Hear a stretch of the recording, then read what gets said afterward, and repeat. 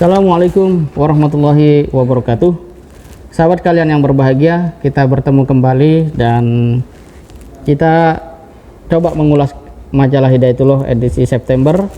Saksikan Aku Muslim, sebuah tanda besar bahwa ada fenomena di mana sebagian besar umat Islam itu tidak lagi mengenal Islamnya, atau lebih spesifik, dia tidak mengenal Nabi Muhammad SAW. Sebagaimana kalau orang Yahudi, kata Quran yang terdahulu itu alladzina ya'rifunahum kama ya'rifu abna'ahum. Jadi mereka mengenal Nabi itu seperti mereka mengenal anak-anaknya sendiri. Dan kita sebagai umat Nabi Muhammad sudah semestinya kita mengenal. Dan Saksikan Aku Muslim ini menunjukkan bahwa ada sesuatu yang harus kita benahi. Seperti apa? Itu bisa didapatkan di rubrik kajian utama. Kemudian ada kehebatan diplomasi Muhammad Nasir. Saya pikir ini adalah sebuah teladan dari sosok pahlawan, juga tokoh muslim yang tidak saja diakui oleh dunia kita di Indonesia, tapi juga internasional dari berbagai kalangan umat beragama. Kemudian aneka kuliner di masa Rasulullah SAW, ini boleh jadi juga mengingatkan kita untuk mengerti bahwa Islam juga punya kekayaan di bidang kuliner, di mana hari ini banyak sekali program-program televisi yang mengangkat soal ini.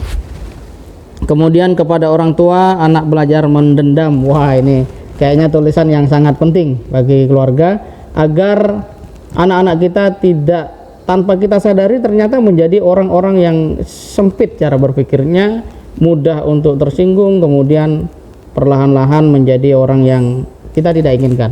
Bisa dibaca ini kalau tidak salah rubrik dari Ustadz Muhammad Fauzil Adim. Nah, kalau kemudian semua saya suruh baca langsung, nah mungkin saya kutip ya paragraf terakhir mungkin ya. Lebih parah lagi manakala orang tua tidak tahu mana yang pokok, mana yang furu atau cabang-cabang.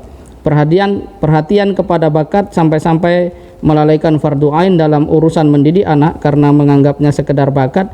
Inilah salah satu musibah sangat besar manakala seseorang memaknai fitrah atau istilah apapun dalam agama keluar dari maksudnya yang sahih dalam agama, keluar jauh sejauh-jauhnya sampai-sampai asing dengan makna yang sebenarnya. Itu paragraf terakhir. Konten seluruhnya silahkan dibaca ya. Terus dakwah di dunia remang-remang, ini tadi sempat saya lihat cukup menarik, karena yang bekerja di tempat remang-remang ini datang ke ustadznya dan tanya, "Ustadz, saya boleh nggak zakat profesi?" Wah, bagaimana hukumnya? Orang yang kerjanya katakanlah di tempat yang negatif, kemudian dia ingin berzakat, apakah bisa diterima zakat yang seperti itu? Bisa dilihat di sini.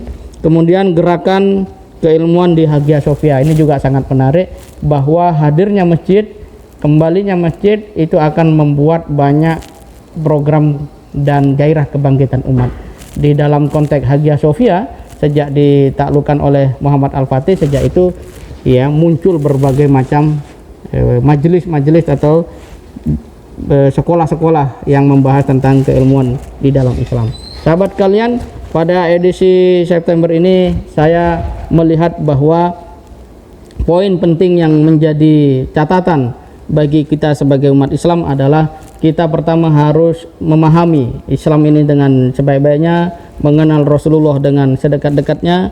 Kemudian kita juga jangan lupa pada tokoh-tokoh internal kita, ya, tokoh-tokoh Islam maksudnya, seperti Muhammad Nasir, seorang tokoh yang sangat lihai di dalam berdiplomasi. Dan di kajian utama juga ada yang namanya pembahasan togok. Nah, apa togok itu?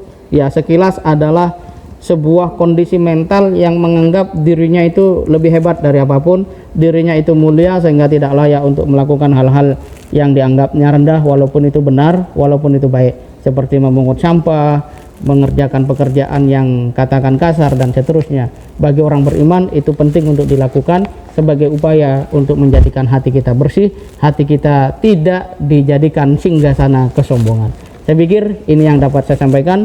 Terus ikuti dan baca informasi, literasi, keilmuan yang disajikan oleh majalah Hidayatullah, sebuah majalah yang terus konsisten bertarung di tengah digitalisasi, mencerahkan masyarakat dengan produk ya hard copy. Kita harus mendukung, kita harus bersama-sama mengupayakan agar dakwah ini tersebar luas di seluruh Indonesia, terutama di dalam keluarga kita sendiri. Semoga bermanfaat. Assalamualaikum warahmatullahi wabarakatuh.